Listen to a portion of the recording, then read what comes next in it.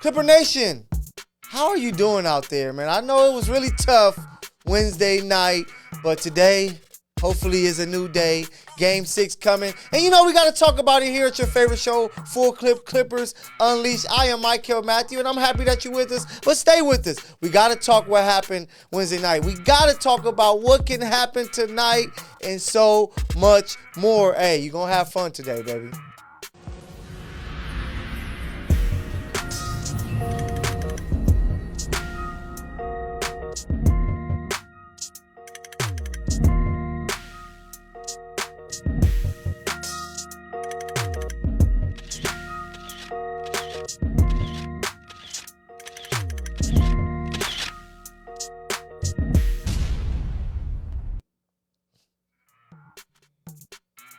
Thank you for joining us, Clipper Nation. You know, we got to talk a lot because it's a lot of things going on in the land of Clipperville. And I'm never alone. You guys be with me courtside and at the games, pregame, postgame. I got my guy with me, Beef. How you doing, Beef?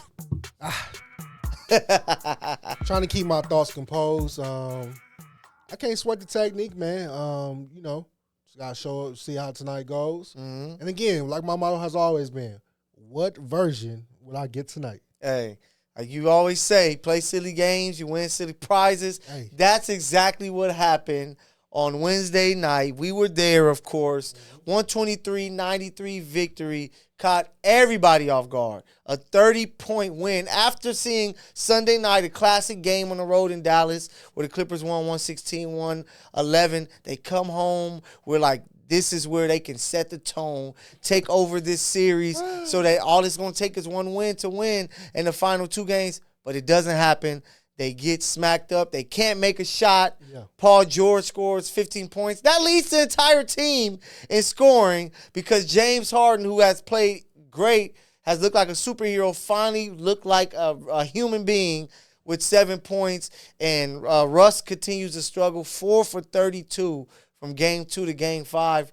What the hell happened? Why did we see that type of performance from the Clippers on Wednesday night? Like you said it, silly games. Win silly prizes.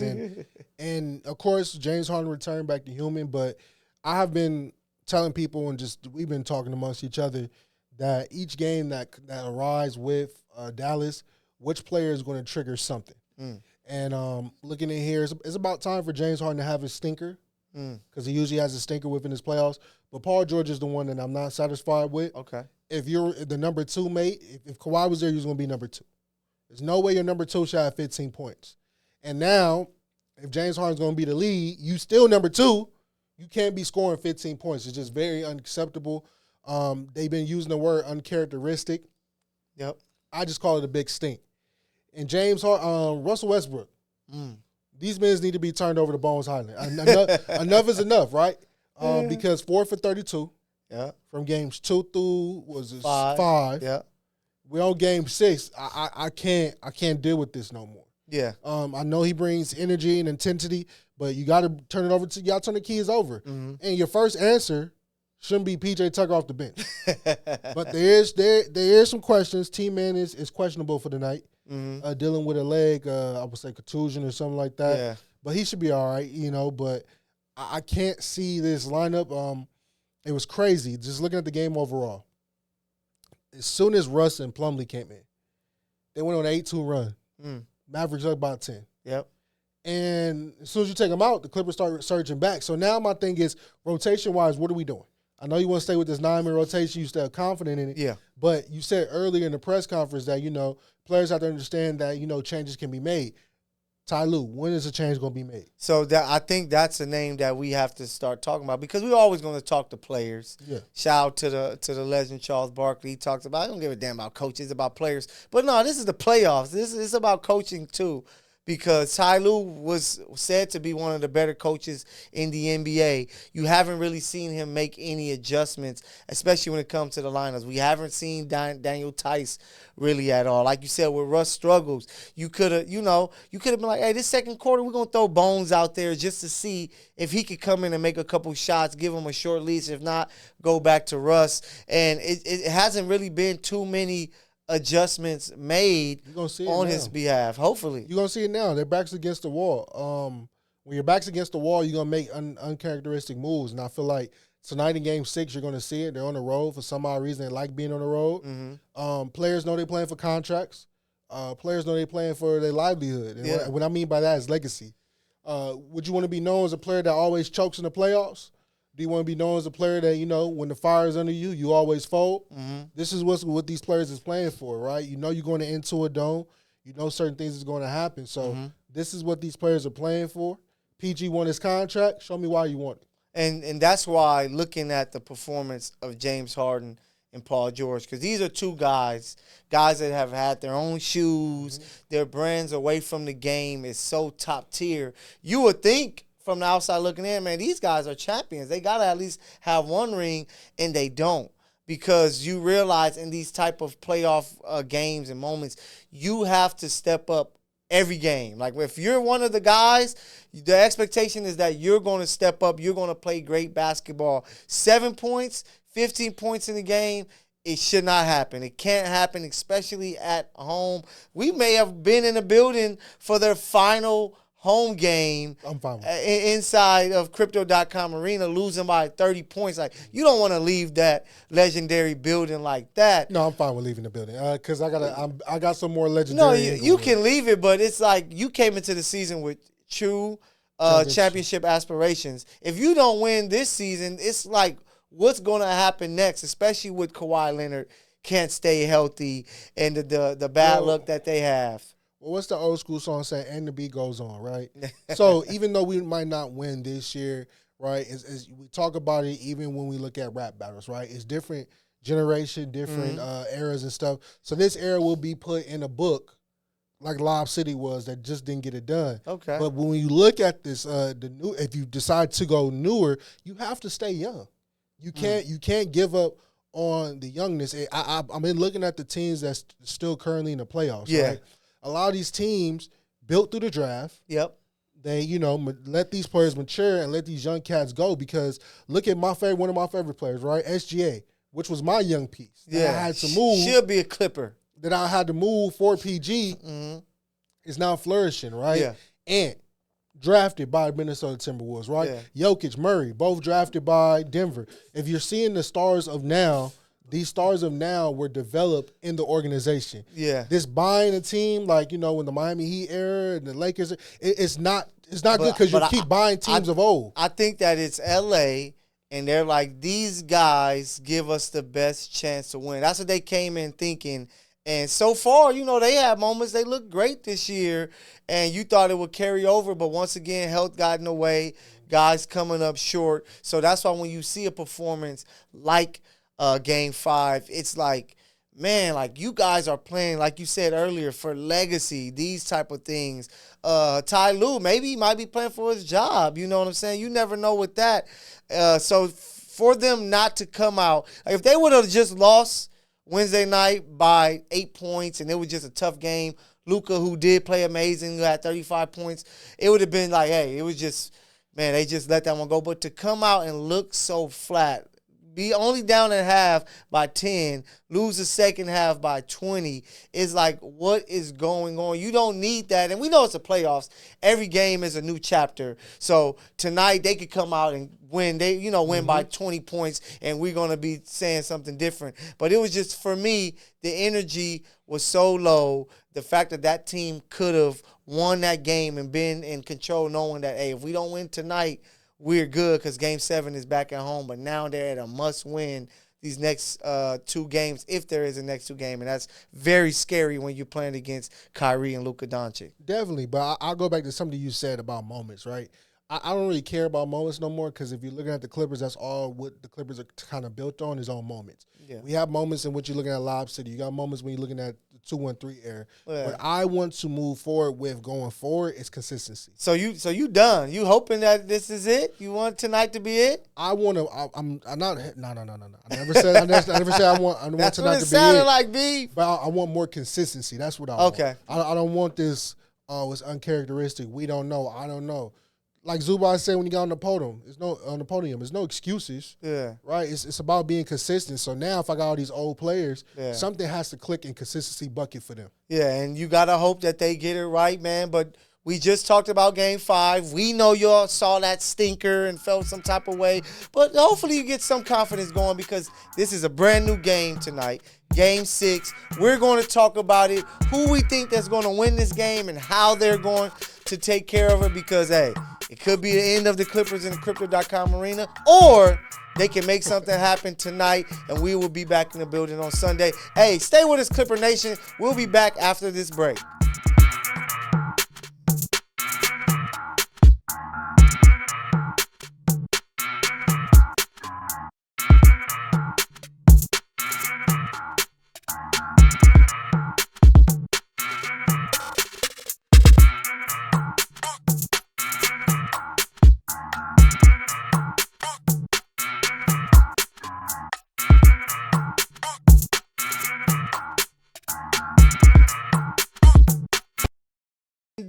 And these are the breaks. These are the breaks. You know what it is.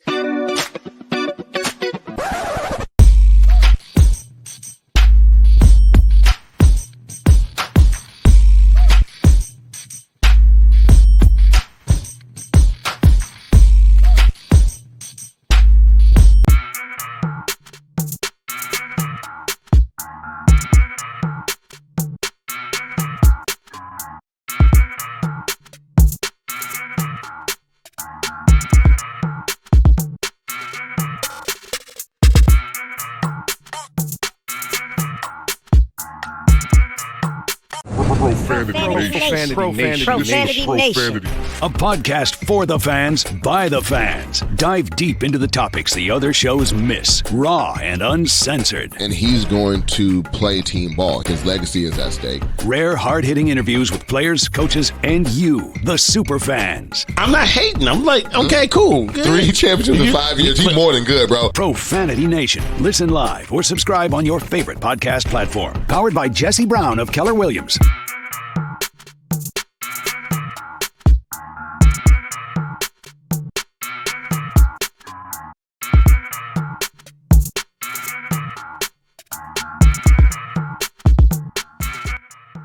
Clipper Nation, we're back. Full Clip Clippers Unleashed. Mike Kell Matthew here with my guy, Beef.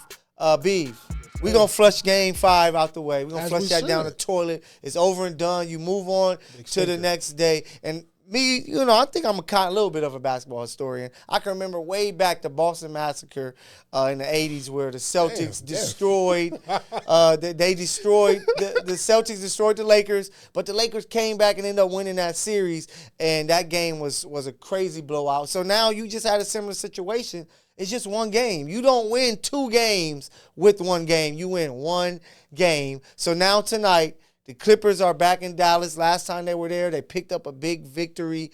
If Dallas won 2 games in a row, why can't the Clippers do it, Beef? So let's attack it that way. Why couldn't the Clippers win this game tonight? If they can't, you basically say what would be the reasons why they don't win tonight? They stink. If they just show up and show up. I'll be honest with you, just straight show up and take a big shit right on the court. I mean, James Harden doesn't show up. PG doesn't show up. I mean, they just take a big stinker right in the middle of the court. But I don't even feel that need, right? A lot of people ask me, well, the Clippers stink. This is right up the Clippers' alley. They should go back to San Diego. You got to think about it like this, right? All this slander that's being thrown is unnecessary, right? Like Ty Lue said, it takes 4 games, not 3. Mm-hmm. You can judge me on the 3rd one, but you got to see how I perform on the 4th. Yep. There's so many teams that necessary games with the 7, and they won. And it's like you got to eat your words back. So you got to wait to the end to see how this ship is going to ride. And then the Clippers, a couple years ago, they were in a matchup with who? The Dallas Mavericks, who were led by Luka then. Clippers went down 3-2, came back, won that series in 7 games. So to make that series even more interesting, the Clippers actually lost 2 games straight in Dallas. Yeah. So let's think about this, right? The Clippers actually started this series 1-1. Mm-hmm. Previous years, they started the series 0-2. 0-2, yep. And they had to fight their way out of it. So 3-2 is not bad because it's really back to the series of being 1-1. 1-1, yeah. So if you look at it in that light, the Clippers can definitely take care of business. It's going to be a whole team effort. And now I really want to see what Ty Lue's, being the masterful coach that he is, what are your chess moves going forward? Because I'll be damned if I hear that the move is leave Max Kleber in the corner open again. Which is Hell crazy, yeah. no. Hell no. I couldn't believe that when Zubac said that in the presser that, our plan was to let those guys, get those open shots, to take away Luka and Kyrie. They were able to take away Kyrie, only got 17, but you let a guy like Max be wide open, which led to his 5 made threes. I said this earlier when we was watching that game. I said, if we subtract Max Kleber's points, the 30 points won't sound so bad. It's a 15-point lead. Yeah, but especially early because he made, 4 threes in the second quarter. He was out there looking like he should be participating in the three-point like competition. Dirk. He was looking like Dirk. Nah, I'm getting down. You're jumping ahead of yourself. But for me to look at them, how they can lose this game tonight, we looked at the numbers. I wrote an article about it. You guys can check it out on InfinityTV.com. 3-point shooting. Like the 2 games the Clippers have won, they made 18 3-point shots in each game. The games they have lost, they've made 8 or less. This last game, they only made 9. So that's 9 other threes that they miss out. They clearly depend on the 3-point shot way more than the Dallas Mavericks. Another thing I said in the article was that they have to match. Paul George, James Harden have to match the output of Luka and Kyrie Irving. Luka, with his 35, outscored both Paul George and James Harden. Most highly outscored James Harden coming in for garbage time. So that is true, but it comes down to the 3-point shooting, like you said. But that's Ty Lue philosophy, right? He tells the team. They shot 35. They only made 9. He tells the team to get the ball up at all times. So that's his philosophy. But again, it really boils down to, I'm going to say this, and I'm going to keep saying this. It's Paul George. Paul George has been the person that's been there the longest outside of Zubac, right? But in regard to this 2-1-3 era, dog, you was brought in to handle business, and you're not handling it. You can't keep showing up one game and disappearing the next. That's not. It's like Dr. Jekyll, Mr. Hyde. So. And I think that you got to put James Harden in that because you forced this trade. You were in Philly with Embiid and Tyrese Maxey, and we see what he's been able to do in the playoffs, and you're here, and if you can't even get them out the first round, like, there's no more excuses. You're coming towards the end of your career. You, Russ, even Paul George and Kawhi, you're more towards the back end of your career. So you guys have to step up in these big moments. That's why I think this game is a HEART game, a heart game for you guys who can't spell out there, because we're going to see what these guys' heart really made of. If, you can't control if you miss or make every shot, but the energy and effort and fight that they give on both ends tonight is really going to let me know how much these guys wanted it, how much these guys wanted for each other, for this Clipper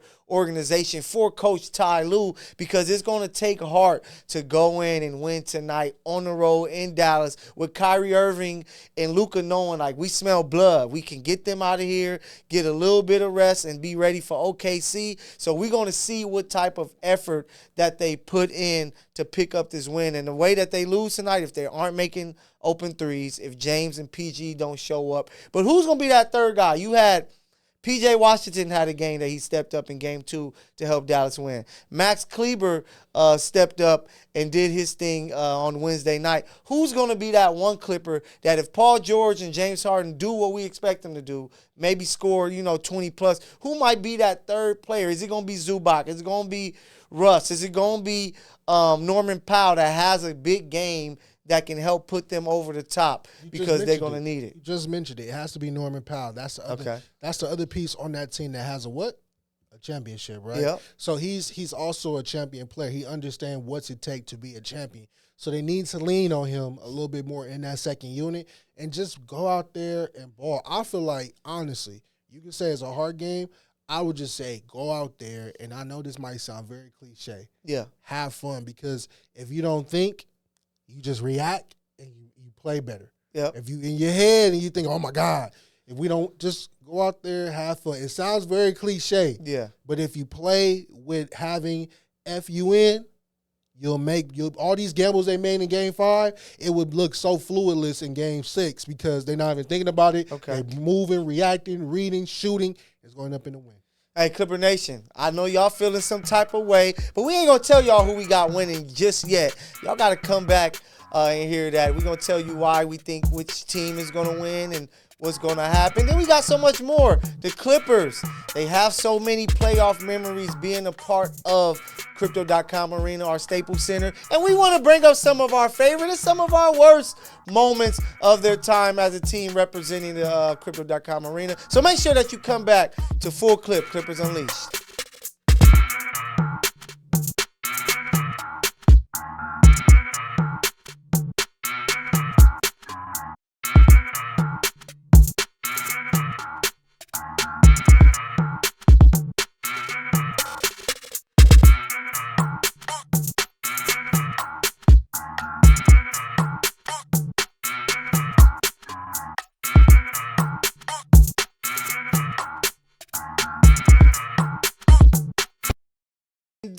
And these are the breaks. These are the breaks. You know what it is.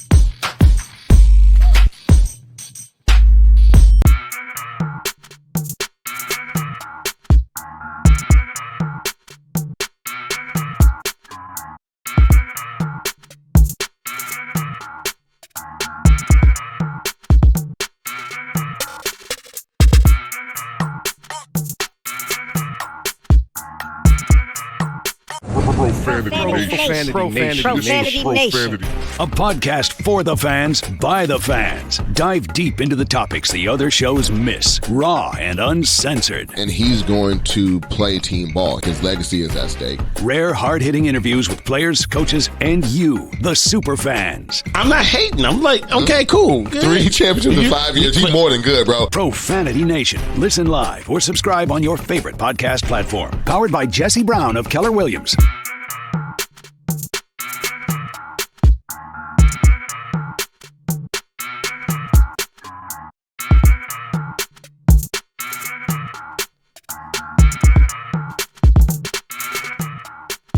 Hey, we're back. We're here to talk more Clippers hoops, but we got to make our picks and tell you why we believe the Clippers or Mavericks is going to win Game 6. So we'll start with you, Beef. Game 6 tonight. Clippers, Mavericks. Will we be back in the building Sunday to watch a Game 7 in Crypto.com Arena? We will be back in the building to watch that matinee game while I eat my raisin bran and enjoy a Clippers win going into the second round. I'm not going to write my team off. As much as people as y'all want me to write them off, I'm not going to do that. Okay. I expect the Clippers to go ahead and take care of business and not let me down. Because if they let me down, it's going to be a long off season for them. Beef, Clipper Nation. I'm sorry, man. I just think that effort that they showed on Wednesday night, I think that they're kind of depleted because they need great games and perfect games almost from Paul George and James Harden. And they showed us throughout the season moments that they kind of came up short. And with no Kawhi Leonard, it's going to come back to bite them. Like I said, Kyrie only had 17 in Game 5. I think that tonight he's going to go crazy. Luka is going to feel a little better because he came into Game 5 feeling sick, dealing with his knee, but he was able to go home, sleep in his bed, and do his thing. So Clipper Nation, don't hate me. I think the Mavs find a way tonight in Game 6 to finish the season. I'm going to hate it because I want to be there Sunday to watch some Clippers Game 7, which will be crazy. But I just think the Mavs, man, they showed me something that Lively is ready to go. Max Keebler, it's really going to be on Ty Lue. It's going to be on 3 guys, Ty Lue, Paul George, and James Harden. If they don't make something happen, season's going to be over, man.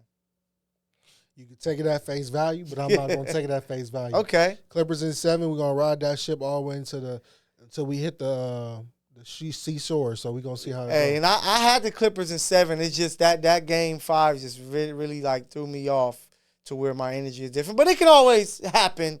Clippers can make it happen, and we can be back in here Friday talking about the second round. I'm hoping that's what happened, but we're talking the playoffs. It was possibly their final home game at Crypto.com Arena Wednesday, or it could possibly be Sunday if they take care of business tonight but lose Sunday. And just thinking about that stretch, how many years they played inside of Staples, which a lot of us in LA still call it. Let's talk about favorite moments. What are some of your favorite playoff moments from the Clippers as they use their home court as the Staples Center? My favorite moment goes back to 2014 when they played the San Antonio Spurs, Game 7, another situation in which they had to come back. Chris Paul on that one leg. Blake Griffin took care of San Antonio Spurs when Tim Duncan and them was kind of on their last leg. So that was a good moment as well. Looking at that team, overcoming, they did lose in the second round, but it was just the excitement in the building during that playoff stint that was very fun to watch. And for me, I'm going to take it back to 2006. They hadn't made the playoffs in a while before that situation there. They were led by Elton Brand, Corey Maggette, Sam Cassell, and that roster. They had young Sean Livingston, who was nice on there. And that was one of their deepest runs at the moment. They made it to the conference semis. They came up short against the Suns. But I just remember that team, thinking like, man, if they can take care of the Suns, like this Clipper team might actually make it to the finals, because Elton Brand was an every game 20 and 10 guy. Consistency. They were very consistent. I believe Mike Dunleavy Sr. was the head coach at that time. And they just looked like a team with promise. And you're like, hey, this is setting the tone for what can happen in the near future. And it sucked because they lose Sean Livingston. His career alters what the Clippers were going to do because he looked like he was going to be a potential all-star. And you see he was able to help the Golden State win a couple championships. But that 2006, I remember that because the Lakers, came up short in the first round versus the Suns. So I'm like, damn it, that's probably one of the only times I truly, as a Laker fan, sorry, Clipper Nation, but as a Laker fan, I was really cheering for the Clippers. Like, y'all need to knock off these Suns because the Clippers, the Lakers shouldn't have let them come back to 3-1, but it didn't happen. But that's one of my fondest memories with them having the home of Staples Center. Okay. That's pretty good. How about let's do a pivot. Okay. Let's necessarily look at the Clippers and a not-so-great playoff moment. I'll let you go first with that. So that one for me, it didn't happen in anybody's home arena. It happened in Disney World where they were there. And honestly, a lot of people looked at them as one of the favorites because you had Kawhi and he was healthy and playing PG. And they had a roster that it looked like was built to win a championship. You had a championship coach, if you believe that Doc Rivers is that. And it looked like, hey, they're up 3-1.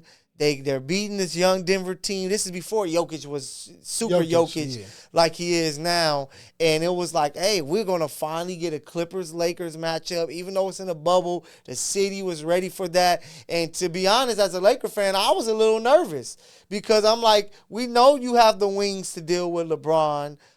You got Zubac to deal with AD, and that kind of had me shook. But then you go up big in the game and look like what's going to be the clincher and have all this confidence, and you let the Nuggets come back and win the series.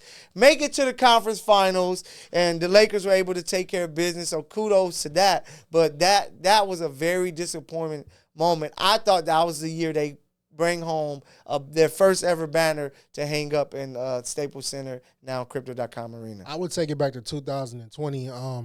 Kawhi, PG is finally starting to play together in the playoffs. Okay. And Joe Ingles. That's why he have all this knee trouble now. They try to cut him off, and Kawhi tore his damn Achilles and all that good stuff. I'm sorry, ACL and all that. And if you're looking at it, it was a shell shocker. Because the Clippers took care of the Jazz. Yeah. They went to the second round, took care of business. And we got eliminated right. We made our first Western Conference. Yeah. And lost. Yep. Why? Because we didn't have enough firepower, but everything was meshing. Literally, that team could have put Devin Booker out of his misery long time beforehand. Could have stopped all this stuff that he was feeling. But I feel like that was the beginning of an end for the 2-1-3 because that injury just nonstop.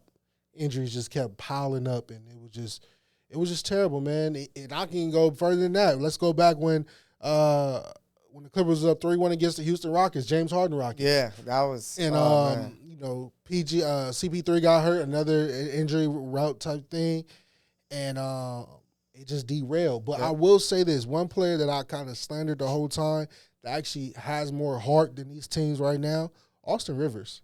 Okay. His eye was almost closed shut. Yeah, and he played. He was playing his heart out, man. Yeah. Put up 20-plus points, too. So that's why I tell the Clippers, you got to look in the mirror a little bit and figure it out. Because if not, what's your legacy going to look like? Hey, and what's their legacy going to look like? Are they going to take care of business tonight and take it to Sunday? And will they take care of business if they get there, Clipper Nation? We thank you guys for tuning in with us. Next week, we're going to be back either talking the second round or talking about the season coming to an end and what's next for the Clippers. So make sure that you guys are back here next week here with Michael B with Full Clips, Clipper Unleashed. We catch you guys next week, baby. Let's go.